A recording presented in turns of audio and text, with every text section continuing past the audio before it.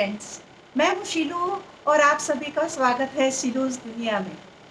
कैसे हैं आप सब? आई होप आप सब बहुत ही खुश और तंदुरुस्त और अपनी लाइफ में बिज़ी होंगे। आज एक ऐसे सब्जेक्ट के बारे में बात करते हैं कि जो रिश्तों से कनेक्टेड है और रिश्ते ऐसी चीज़ है जो हमारी लाइफ में बहुत ही इम्पोर्टेंट है।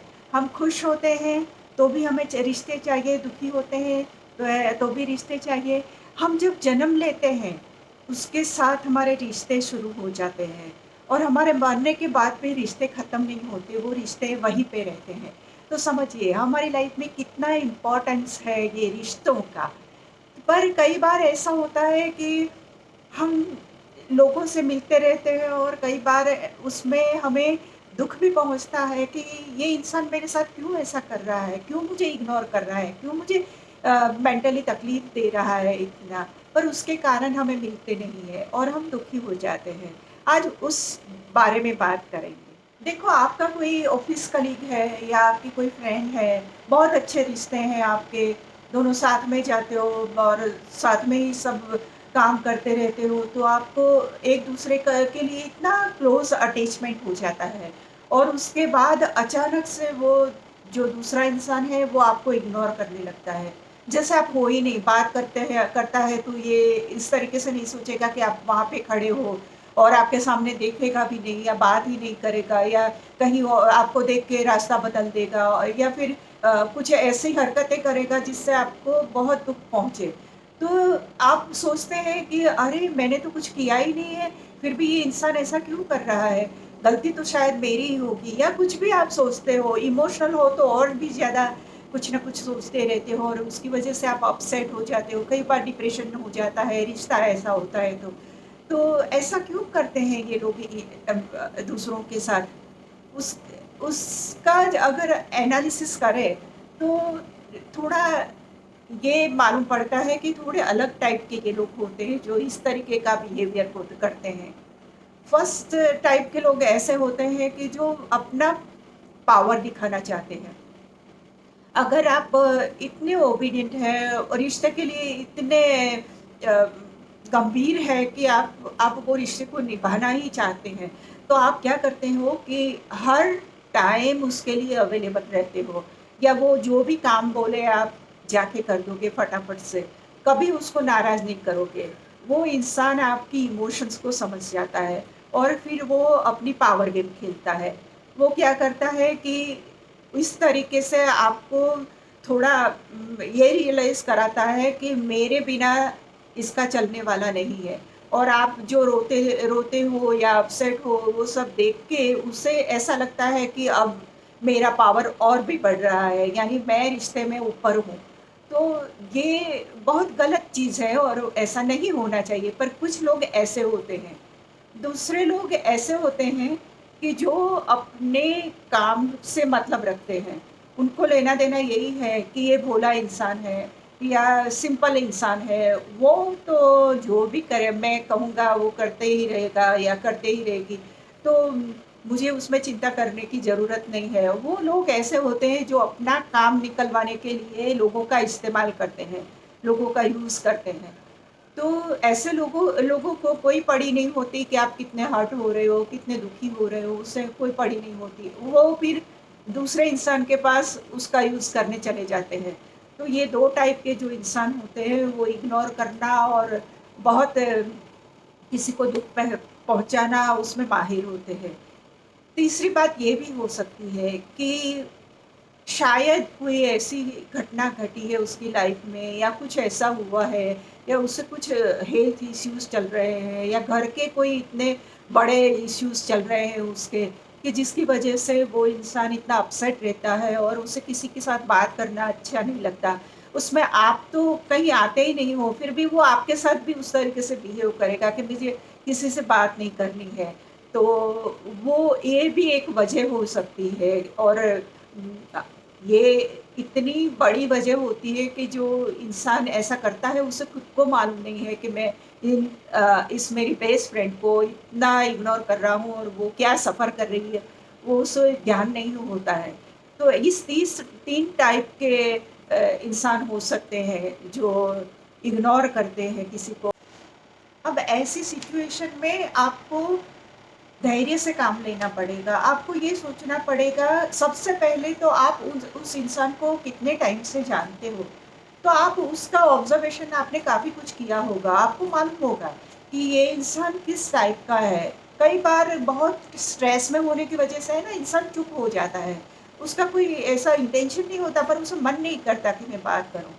तो आप वो इंसान को, अगर आपका क्लोज़ है तो ही आप इतने हर्ट होगे या आप आपको दुःख लगेगा, तो आप उसको बहुत अच्छे तरीके से पहचानते हो। तो आप सबसे पहले तो ये बात सोचिए कि ये इंसान उस टाइप किस टाइप का है कि जिसका रिएक्शन इस तरीके से आ रहा है। तो अगर आप उसको जानते हैं तो आप बहुत ईज़िली चीज़ों को हैंडल कर सकोगे।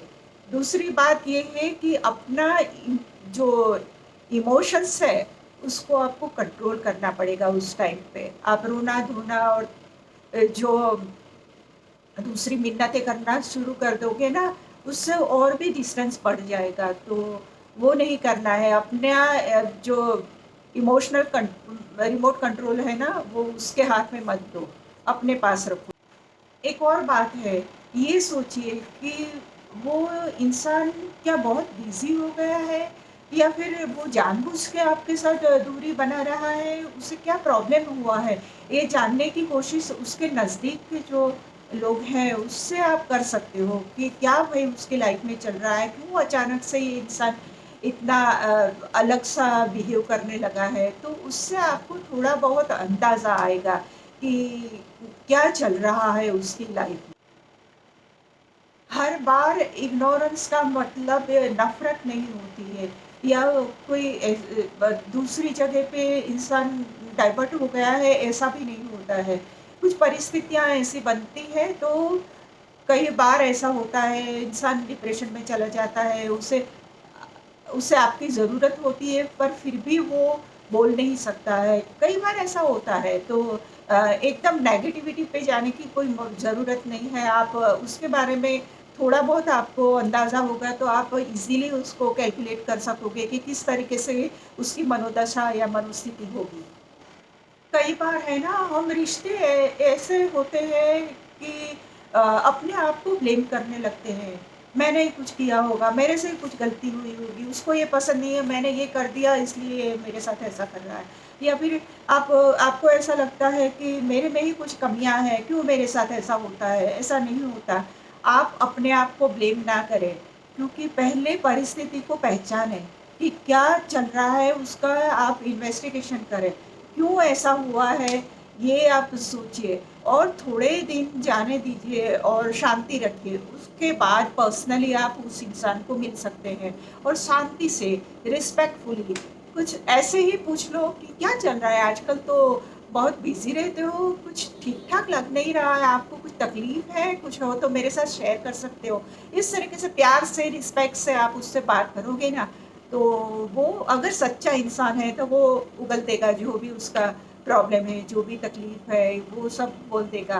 पर अगर वो इंसान आपको ठीक तरीके से बात नहीं करता, आप रिस्पेक्टफुली उनसे पूछते हो कि क्या हुआ है, क्या कुछ प्रॉब्लम है या कुछ भी, तो आपको वो एकदम अ, अच्छी तरीके से बात नहीं करता है और आपको और भी ज़्यादा इग्नोर करता है, तो आपको फिर सोच लेना चाहिए कि मेरा सेल्फ रिस्पेक्ट बहुत ही इम्पोर्टेंट है। अपने आप को तब आप वो कंट्रोल कीजिए, उसके पीछे बार-बार भागते मत रहो, क्योंकि ये चीज़ और भी परिस्थितियाँ खराब कर देगा।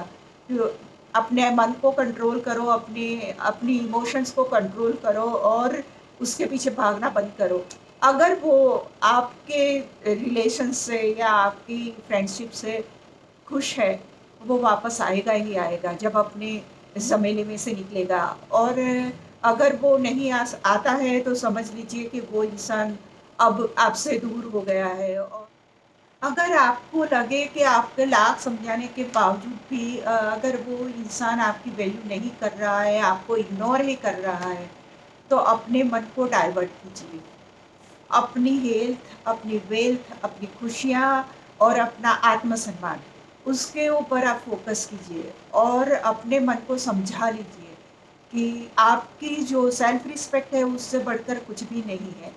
तो आप धीरे, धीरे, धीरे कंसंट्रेशन आपका होगा अपनी हेल्थ के ऊपर, अपनी एक्सरसाइज़, अपनी फूड हैबिट के ऊपर या जो भी आपको जो अच्छा लगता है, वो स्पोर्ट्स हो भी सकता है। तो ऐसी चीज़ों पर आप कंसंट्रेट करेंगे, अपना माइंड थोड़ा-थोड़ा डाइवर्ट होने लगेगा और आप धीरे-धीरे उस इंसान से दूर हो जाएँगे। क्योंकि अपनी खुद की वैल्यू अगर वो इंसान नहीं कर रहा है, तो आपका आत्मसम्मान को बहुत ठेस पहुँच सकती है और वो आप किसी भी सिचुएशन में ये बात बर्दाश्त नहीं करोगे। अपनी हैप्पीनेस और अपनी हॉबीज़ पे कॉन्संट्रेट करिए। जो आपको अच्छा लगता है, म्यूज़िक अच्छा लगता है, डांस अच्छा लगता है, जो भी अच्छा लगता है आप उसमें या स्पोर्ट्स अच्छा लगता है तो आप उसमें ज़्यादा कॉन्संट्रेट करो और सोशल सर्कल थोड़ा बढ़ा दो कि अच्छे लोगों के साथ मिलो जो पॉज़िटिव लोग हैं, जो एक-दूसरे को हेल्प करते हैं या आपके लिए बहुत ही हेल्पफुल है, ऐसे कई लोग हो सकते हैं। उन लोगों के साथ मिलना-जुलना शुरू करो, आपका नज़रिया भी लाइफ़ के लिए बदल जाएगा। आप धीरे-धीरे जो एकदम टॉक्सिक रिलेशन था उसमें से निकल जाओगे और अपने आप के लिए कुछ अच्छा कर पाओगे, अपनी खुद की कुछ डेवलपमेंट कर पाओगे। साइलेंट का जवाब साइलेंट से देना चाहिए। अगर आप रिएक्ट ज़्यादा करोगे, तो वो इंसान समझ जाएगा कि इसमें अब टॉलरेंस नहीं है, वो मैं जो कहूँगा वो ही करेगी या जो भी होगा वो और भी आपको हर्ट करता रहेगा या आपको इग्नोर करता रहेगा, आपकी मेंटल कंडीशन पे प्रॉब्लम हो जाएगा। तो इन सब बातों में के झमेले में पड़ने के बदले आप साइलेंट का जवाब सा मुझे कोई पड़ी ही नहीं है, आपको जो करना है वो करो, मेरी लाइफ़ में कोई फ़र्क पड़ने वाला है नहीं है इससे। मैं अपनी लाइफ़ में हैप्पी हूँ, मेरे हॉबीज़ के साथ, मेरे फ्रेंड्स के साथ, मेरी खुशियों के साथ मैं एकदम हैप्पी हूँ, ये आपको शो करना चाहिए और इसकी वजह से जो अगर इंटेंशनली किसी ने ऐसा किया है आपके साथ तो वो सुधर जाएगा और अगर वो सच्चा बंदा है उसको एकदम वो अपनी जो मिस्टेक्स है उसको सुधारने के लिए वो सीधा आपके पास आएगा कि भई मेरे से गलती हो गई, मैंने ऐसा कर दिया है। सो फ्रेंड्स ये थे कुछ मुद्दे और हमारे लाइफ की एक बहुत सच्चाई भी होती है कि हमारे साथ ऐसा होता है और उस टाइम पे हमें बहुत इमोशनली भी हम हर्ट होते हैं और हमें कुछ अच्छा नहीं लगता हमें ऐसा लगता है कि जैसे एंड ऑफ द वर्ल्ड हो गया है पर ऐसा नहीं होता है और रिलेशंस इससे भी अच्छे बनते रहते हैं तो हमेशा उसके बारे में सोचिए और आगे बढ़ने के सोचिए, कभी पीछे मुड़ के नहीं देखना है। अगर एक रिलेशन खत्म हुआ तो ऐसा कुछ नहीं होता लाइफ में बहुत इतने सारे लोग आपको मिलेंगे जो अच्छी फ्रेंड बन सकती है, अच्छा बॉयफ्रेंड बन सकता है, अच्छी गर्लफ्रेंड बन सकती है या कुछ भी, कोई भी रिलेशन में ये हो सकता है। तो अ, आप जितना भी हो सके अपने आप को थोड़ा कंट्रोल करें और बहुत आराम से ऐसी सिचुएशन में से बाहर निकल सकते हैं। तो फ्रेंड्स ये थे कुछ उसके सॉल्यूशंस और मुझे लगता है कि आज का मेरा वीडियो आपको पसंद आएगा और अगर आपको पसंद आता है तो प्लीज़ मेरी चैनल को सब्सक्राइब कीजिए, लाइक कीजिए, शेयर कीजिए और कमेंट करना ना भूलें। तो अगर आप कमेंट्स करेंगे कि आपको किस तरीके के सब्जेक्ट पर वीडियो देखने हैं तो उस तरीके से आप मुझे बताओगे तो मैं उस तरीके से बनाऊँगी और मिलते हैं अगले वीडियो में फिर से। Thank you. Bye-bye.